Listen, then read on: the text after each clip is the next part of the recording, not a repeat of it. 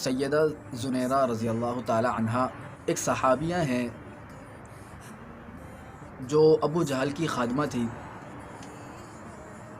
بزرگ تھی، عمر رسیدہ تھی،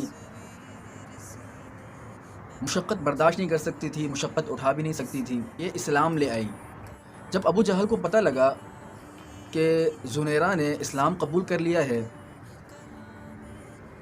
تو ان سے پوچھا ابو جہل نے کہ تم نے اسلام قبول کر لیا ہے؟ تو انہوں نے کہا جی ہاں میں نے اسلام قبول کر لیا ہے۔ تو ابو جہل نے ایک دن اپنے دوستوں کو گھر میں بلایا، اپنے دوستوں کی دعوت کی۔ جب دوست گھر میں آ گئے تو ابو جہل نے سیدہ زنیرہ رضی اللہ تعالی عنہا کو بلایا اور بلا کر ان کو مارنا اور پیٹنا شروع کر دیا۔ شدید مشقتیں دیں، شدید تکلیفیں دیں اور دل کھول کر انہیں مارا۔ جب کافی تکلیفیں دینے اور مارنے کے بعد ابو جہل نے دیکھا ان پہ تو کچھ اثر ہی نہیں ہوا، اور سیدہ زنیرہ نے رضی اللہ تعالی عنہا نے بھی کچھ نہیں کہا،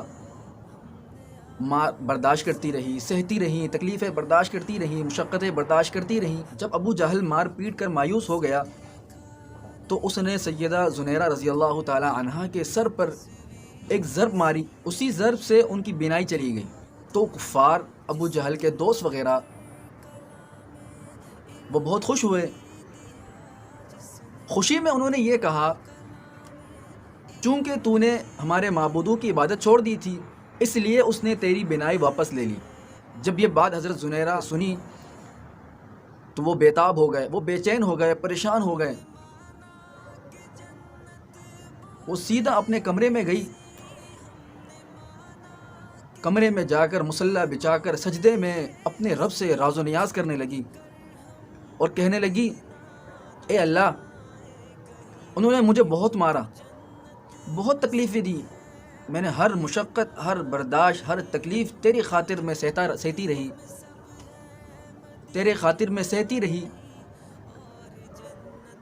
میں نے ان کو کچھ نہیں کہا، اگر وہ میری ہڈیوں کو بھی توڑ دیتے میں تب بھی کچھ نہ کہتی، اسلام کے لیے بڑی بڑی قربانیاں اٹھانے کے لیے میں تیار تھی،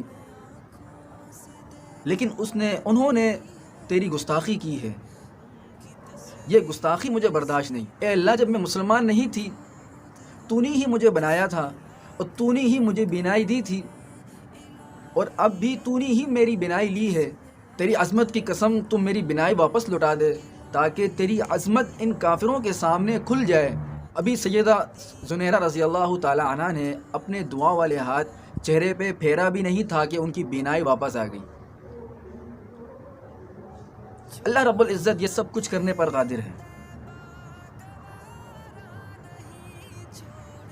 اس وقت کے مسلمان بھی، مرد و عورت بھی ایسے ہوا کرتے تھے، اپنے ہی ہاتھوں سے دعائیں مانگ کر اپنی مرادیں پوری کر لیا کرتے تھے۔ آج ہم مزاروں پہ، قبروں میں جا کر مانگتے ہیں، اپنے آپ کو صحابہ کے نقش قدم پر چلائیں۔ نبی نے جس طرح اپنی جماعت کی، صحابہ کی جماعت کی تربیت کی ہے اس کو فالو کریں تو ہمیں مزاروں میں اور قبروں میں جانے کی ضرورت نہیں پڑے گی۔ انشاءاللہ ہم خود اپنے ہی دعاؤں سے اپنے کام کروانے والے ہو جائیں گے اللہ رب العزت سے۔